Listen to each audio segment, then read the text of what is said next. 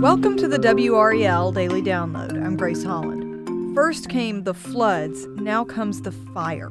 Wildfire risk is growing in western North Carolina just 6 months after Hurricane Helene brought down trees, bridges, and hillsides. Now what the storm left behind is fueling a new danger. One of the most active fires right now is the Bee Rock Creek fire in McDowell County. WRAL climate reporter Liz McLaughlin has been in the mountains this week reporting on what's burning and what's brewing beneath the surface. Liz, thanks for being here. Thanks so much for having me. So, Liz, we're recording this on Wednesday evening. So where do the fires in western North Carolina stand right now? So there's actually this really neat website. You could see all the fires burning right now. So you can take a look at that. As of today, the Bee Rock Creek fire is burning more than 2,000 acres across McDowell County, and it's about 90% contained. But yesterday it was half that. So that just shows you how quickly things can change. And it's been actually a slower response because it's just been hard to get to. The fire's burning kind of near a portion of the Blue Ridge Parkway that has been wiped out from Helene last fall. People kind of planning their spring trips might have noticed that a big chunk of that is closed. And they had to... The fire officials, NC Forest Service, had to rebuild a road. They had to make a makeshift road and chainsaw through debris just to get to it. And that's one of several wildfires that have flared up, across the region this spring. Firefighters called it an unusually active fire season. And those fires have been prominently in areas that have been hit hardest by Helene. So it's a double whammy, right? We're seeing more fire activity earlier in the season, drier, windier weather this fire season, which really exacerbates it. And we're seeing, increased wildfire activity in recent years. And that's in part because climate change is influencing conditions that make them more likely. There's this Forest Service index that shows a staggering 650% year-over-year increase nationwide. That's like 30% increase in the number of fires. And part of that's due to population increase. I'll say it's not all kind of climate change because basically the majority of wildfires are started by human activity. The Forest Service told me they're preparing for kind of a longer, more intense seasons in the years ahead.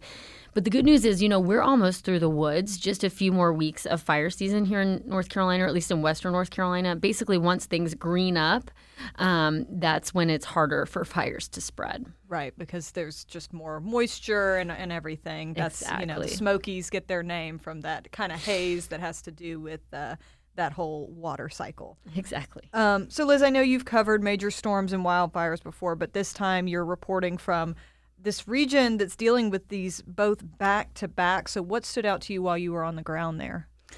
I mean, I think what really struck me the most was just how visible the damage from Hurricane Helene still is. In some areas, trees, whole mountainsides are just mowed down, roads taken out. It's been 6 months, and we move fast in the news cycle. You kind of forget, But even going back in downtown Asheville, it's just very clear that this is not over, and it's going to take years to sort out. I mean, that debris has just been sitting in many areas. I mean, in some cases, even if you had all the resources to try to take it all out and take care of it, again, some of it's just so inaccessible. I mean, it would be nearly impossible, at least to do on a short time frame.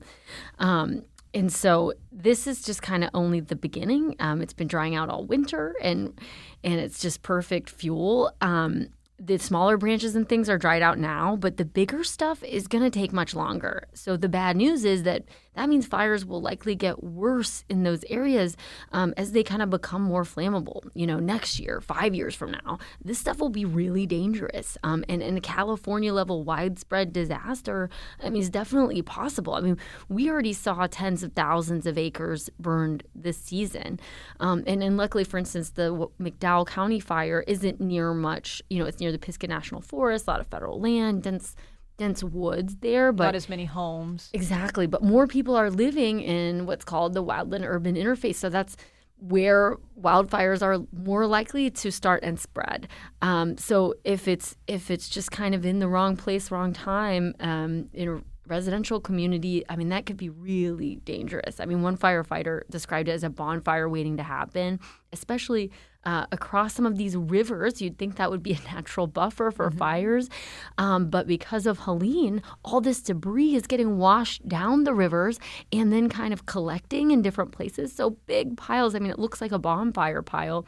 And even in some areas, he said the fire was jumping from one side of the river, like spreading over those areas. And some of those places have widened, too, from the storm. So it's much more shallow than normal.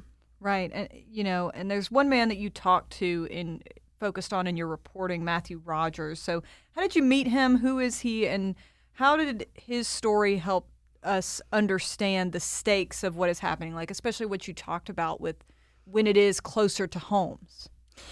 Yeah, I mean, Matthew Rogers, so he's a small business owner in Hendersonville. He has this really cute sandwich shop called 3 Chopped Sandwich Shop, and he's owned that for 30 years, the same amount of time that he's owned this cabin just outside of Flat Rock. His grandkids actually called it the Cabin of Hope. He lived there for 30 years, built a life with his really kind, sweet wife, Rosie. It's right near a lake. There's like a picnic table, great view, a sunset view, it's just really nice outdoor kind of spot. All the grandkids would come. He'd have family reunions there. And he was actually trapped there when Helene hit.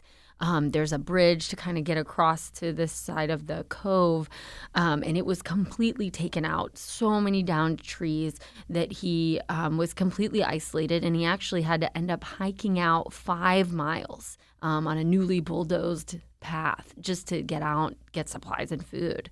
And he actually just made his last mortgage payment on that home this week. Wow. So 30 years, payments always on time.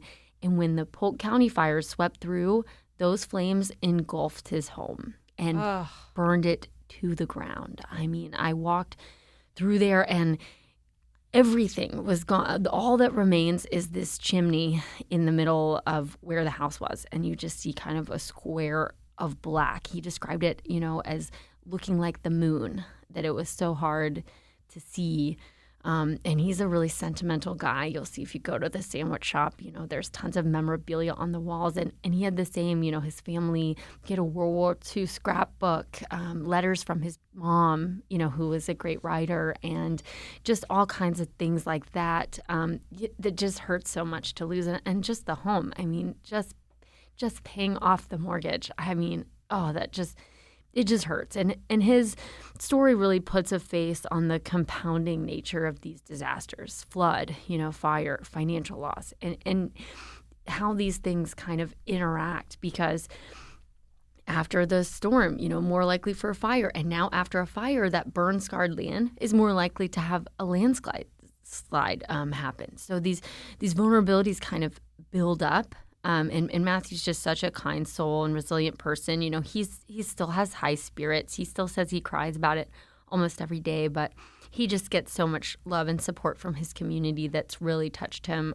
He was going through cards when I was there from the Boys and Girls Club. He used to host them on the property. He called it Camp Hopewood.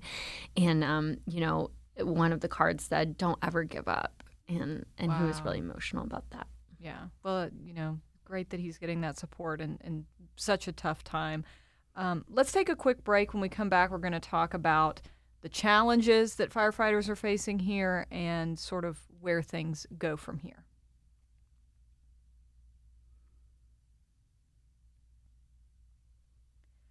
Liz, firefighters and forestry officials are sounding alarms about the situation with the fires after the floods, not just because of this fire season, but about what's ahead. So what are some of the biggest challenges that they told you that they're facing?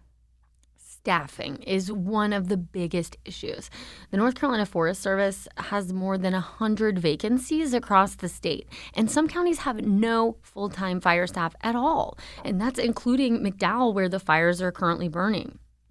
9 counties have like a 90 to 100% vacancy rate, and 11 more are at just half strength.